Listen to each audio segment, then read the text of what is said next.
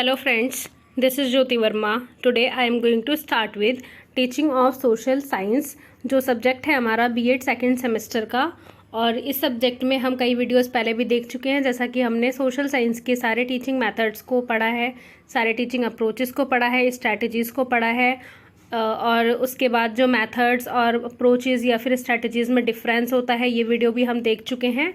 और अब हम देखने वाले हैं हमारी नेक्स्ट टॉपिक, जिसके अंदर है माइक्रो टीचिंग, यानी कि सूक्ष्म शिक्षण जो है वो क्या होता है, माइक्रो टीचिंग क्या होती है, इसके बारे में हम सारे पॉइंट्स को देखेंगे। तो वीडियो को लास्ट तक देखते रहिए ताकि आपको सारे पॉइंट्स एक ही वीडियो में एज इट इज़ क्लियर हो जाएं।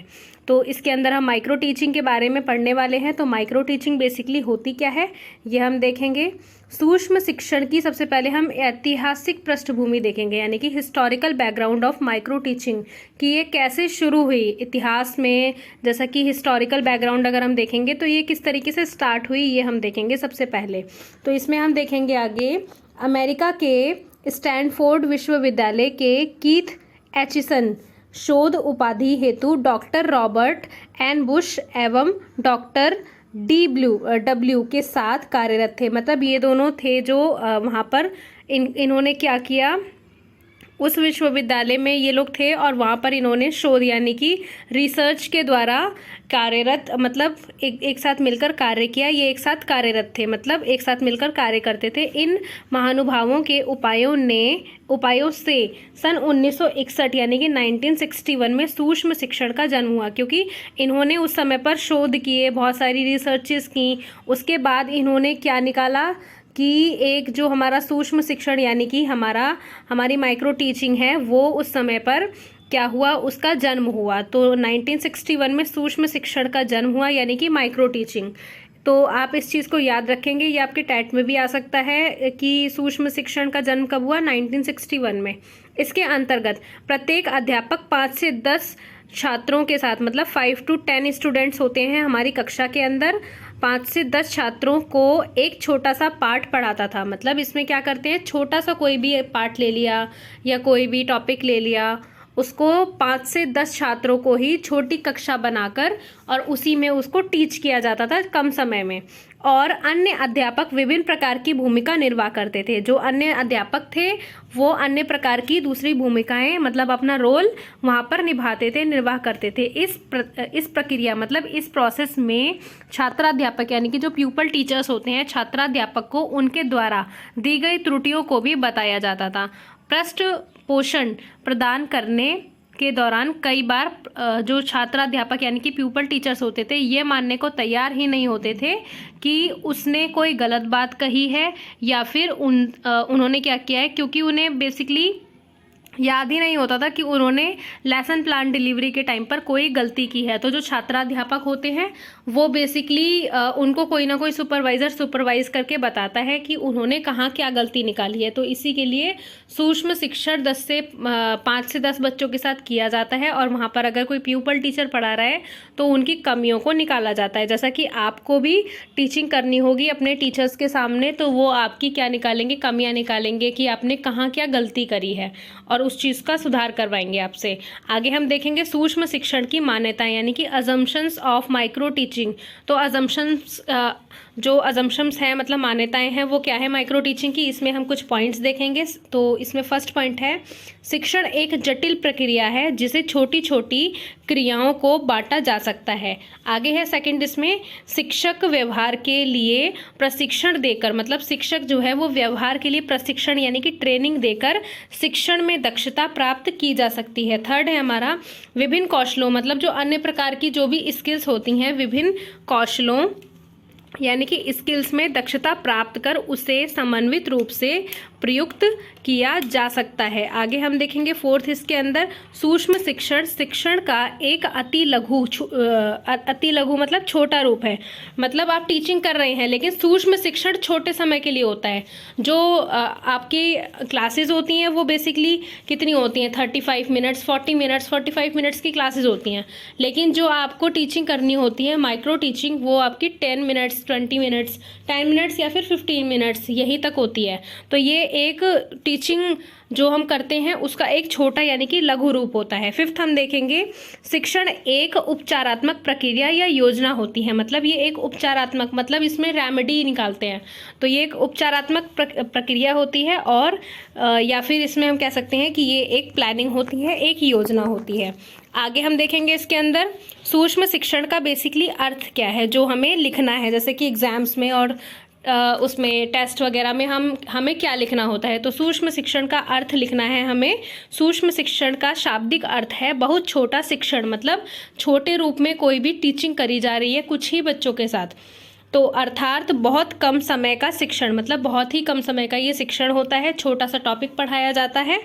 और इस शिक्षण कार्य जो कि 10 से 15 विद्यार्थियों के समूह को 5 से 10 मिनट तक किया जाता है। 10 से 15 विद्यार्थी होंगे या आप 10 स्टूडेंट्स ही ले लीजिए, वो आपके ऊपर डिपेंड करता है कि आप कितने स्टूडेंट्स ले रहे हैं, लेकिन कम लेने हैं आपको, पूरी क्लास को नहीं बिठाना वहाँ पर, कम छात्र लेने हैं और क्या करना है 5 से 10 मिनट में ही किसी भी टॉपिक को डिलीवर करना है। आगे हम देखेंगे 5 से 10 मिनट तक किया जाता है। सूक्ष्म शिक्षण एक ऐसी तकनीकी है जो शिक्षकों में शिक्षण कौशलों को विकसित करके उन्हें शिक्षण में दक्षता विकसित करने का प्रयास करती है। यह एक नवीन शिक्षण आयाम यानी कि टीचिंग अप्रोच है। कौन है टीचिंग अप्रोच? हमारी माइक्रो टीचिंग। आगे हम देखेंगे सूक्ष्म शिक्षण की परिभाषाएं, डेफिनेशंस ऑफ माइक्रो टीचिंग। आप डेफिनेशंस हर टॉपिक के अंदर जैसा कि जिसमें लिखी जा सकती है उसमें आप एग्जाम के अंदर लिखेंगे।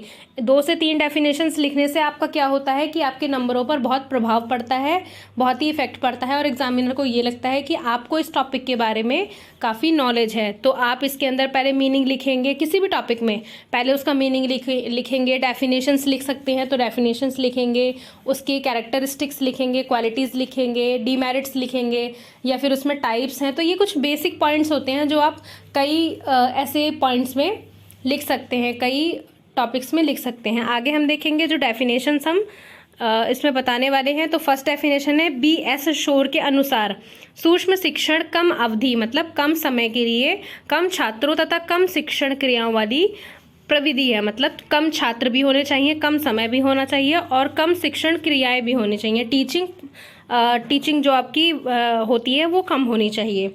नेक्स्ट हम देखेंगे L.C. सिंह, यानी कि L.C. सिंह जो हैं 1977 के अनुसार सूक्ष्म शिक्षण प्रशिक्षण की वह, मतलब जो टीचिंग है उसकी वह नवीन रूपरेखा है जो छात्रों को अपने पाठ की समाप्ति के तुरंत बाद उनकी उपलब्धि के विषय में सूचना प्रदान करते हैं।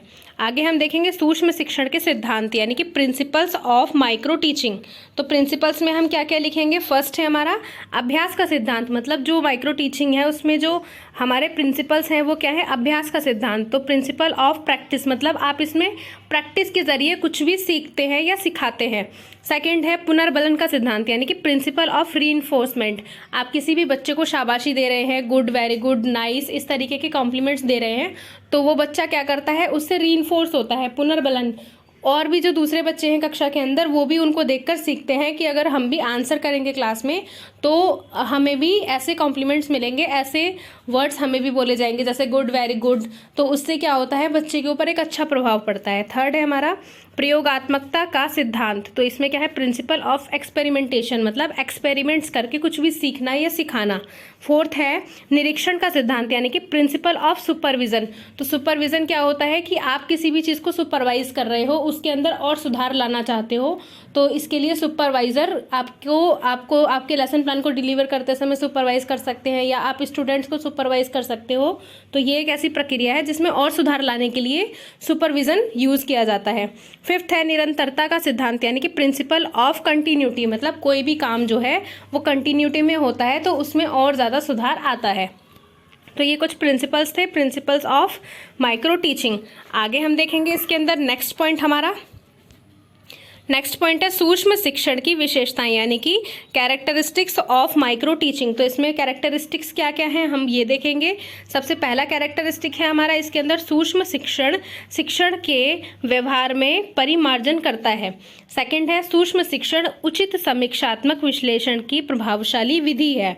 थर्ड है हमारा इसके अंदर सूक्ष्म शिक्षण में निरीक्षक होते हैं शिक्षक की निर्देशक शिक्षक ही निर्देशक के रूप में कार्य करते हैं, मतलब जो टीचर्स होते हैं वही निर्देशक के रूप में कार्य करते हैं। फोर्थ है हमारा इसके अंदर सूक्ष्म शिक्षण द्वारा, मतलब जो हमारी माइक्रो टीचिंग है, माइक्रो टीचिंग के द्वारा शिक्षण कौशलों का विकास, मतलब टीचिंग स्किल्स का विकास होता है, मतलब डेवलपमेंट होता है। फिफ्थ है हमारा इसके अंदर सूक्ष्म शिक्षण द्वारा शिक्षकों की व्यावसायिक परिपक्वता का विकास होता है, मतलब और ज़्यादा प्रोफेशनल लेवल पे मैच्योरिटी और ज़्यादा बढ़ती जाती है। सिक्स्थ है हमारा इसके अंदर सूक्ष्म शिक्षण, शिक्षण एवं प्रशिक्षण, मतलब टीचिंग और ट्रेनिंग दोनों को ही क्या करता है, इनकी एक बहुत ही व्यक्तिक तकनीकी है। आगे हम देखेंगे इसके अंदर एनसीईआरटी के अनुसार, अगर हम देखें तो एनसीईआरटी के अनुसार भारत में मुख्य रूप से एनसीईआरटी के centre of advance studies in education, मतलब CASE तथा इंदौर विश्वविद्यालयों में किए गए प्रयासों के अनुसार, मतलब जो किए गए वहाँ के प्रयास थे उसमें उसके परिणाम स्वरूप सूक्ष्म शिक्षण का भारतीय स्वरूप का चक्र विकसित किया। तो इसमें चक्र बेसिकली क्या है, एनसीईआरटी ने क्या चक्र दिया है सूक्ष्म शिक्षण का, शिक्षण जो है वो 6 मिनट तक होगा, मतलब 6 मिनट्स, प्रतिपुष्टि मतलब फीडबैक लिया जाएगा 6 मिनट, उसके बाद पुनः नियोजन दोबारा से उसको दोबारा नियोजित किया जाएगा, उसमें 12 मिनट्स का टाइम लगेगा, पुनः शिक्षण दोबारा से उसकी शिक्षण की जाएगी, दोबारा पुनः रीटीच किया जाएगा उसको, वो भी 6 मिनट्स का है, उसके बाद पुनः प्रतिपुष्टि मतलब दोबारा से उसका फीडबैक लिया जाएगा, वो 6 मिनट। तो टोटल कुल समय क्या होता है एनसीईआरटी के हिसाब से 36 मिनट्स का। आगे हम देखेंगे इसके अंदर सूक्ष्म शिक्षण की जो बेसिक बेसिक चक्र है, जो साइकिल है, माइक्रो टीचिंग जो साइकिल है, वो साइकिल बेसिकली क्या है आप इसमें देखेंगे। सबसे पहला नियोजन है, जैसा कि आप देख सकते हैं, मैं इसको इस तरीके से दिखा रही हूँ आपको, आप इसको देख सकते हैं। नियोजन, उसके बाद आपका शिक्षण मतलब प्लानिंग के बाद आप टीचिंग करेंगे, टीचिंग के बाद फीडबैक लेंगे, फीडबैक के बाद रीप्लानिंग करेंगे उसके बाद रीटीचिंग करेंगे, दोबारा से टीचिंग करेंगे, उसके बाद रीफीडबैक यानी कि दोबारा से फीडबैक लेंगे। तो ये चक्र आपको, ये साइकिल आपको पता होनी चाहिए इसकी। आगे हम देखेंगे इसके अंदर सूक्ष्म शिक्षण के लाभ यानी कि एडवांटेजेस ऑफ माइक्रो टीचिंग।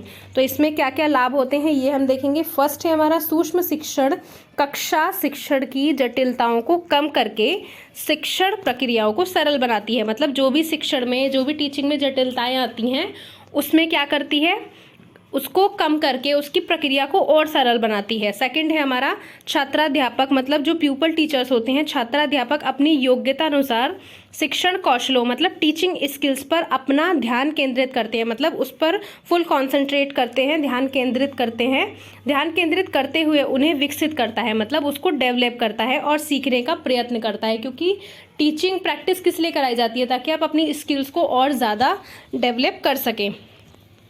आगे देखेंगे थर्ड पॉइंट हमारा, थर्ड पॉइंट में क्या है, यह शिक्षण विधि मतलब जो ये टीचिंग मेथड्स हैं, ये शिक्षण विधि छात्राध्यापक को कम समय में अधिक सिखाती है, मतलब ये जो माइक्रो टीचिंग है ये शिक्षक को कम समय में क्या करती है, अधिक सिखाती है। आगे हम देखेंगे इसके अंदर, और उसमें आत्मविश्वास जागृत करती है। फोर्थ है हमारा इसके अंदर निरीक्षक की भूमिका, मतलब जो निरीक्षक है उसकी भूमिका सूक्ष्म शिक्षण में परामर्शदाता के रूप में होती है, मतलब वो परामर्श देता है, काउंसलर के रूप में होती है, काउंसलिंग करता है वो एक तरीके से आपकी। और फिफ्थ है हमारा इसके अंदर सूक्ष्म शिक्षण में छात्राध्यापकों की व्यक्तिगत विभिन्नताओं पर ध्यान केंद्रित किया जाता है, मतलब आपकी व्यक्तिगत विभिन्नताओं मतलब आप इंडिविजुअली किस तरीके के हैं उस पर ध्यान केंद्रित किया जाता है। आगे हम देखेंगे इसके अंदर लास्ट जो हमने सूक्ष्म शिक्षण देखा, इसके अंदर हमने इसके सारे पॉइंट्स को देखा, लाभ देखा, उसके बाद हमने इसकी साइकिल्स देखी कि क्या साइकिल है इसका, उसके बाद हमने देखा था इससे पहले कि इसके बेसिकली कैरेक्टरिस्टिक्स क्या हैं, कैरेक्टरिस्टिक्स के बाद हमने देखा कि एनसीईआरटी के अनुसार बेसिकली किस तरीके से इसकी टाइम लिमिट बनाई गई है। तो ये सारी चीज़ें हमने इसके अंदर देखी, जैसा कि हमने डेफिनेशंस, उसका मीनिंग, सारे पॉइंट्स हमने अच्छे से इसमें देखे हैं। आई होप आपको पूरा वीडियो बहुत अच्छे से समझ में आया होगा, इसके सारे प्रिंसिपल्स, सारे डेफिनेशंस, मीनिंग और किस तरीके से एनसीईआरटी ने किस किस तरीके की टाइमिंग दी, आपको सारी चीज़ें अच्छे से समझ में आई होंगी और माइक्रो टीचिंग आपको अच्छे से बिल्कुल आपके माइंड में सेट हो जाए, इसलिए मैंने ये सारे पॉइंट्स बनाए हैं ताकि आपको एग्ज़ाम के टाइम पर भी कोई डिफ़िकल्टी ना हो। So friends, thank you so much for watching this video. मेरे चैनल को सब्सक्राइब करें, वीडियो को लाइक करें, शेयर करें एंड कमेंट करें, and please press the bell icon for other notifications. Thank you so much.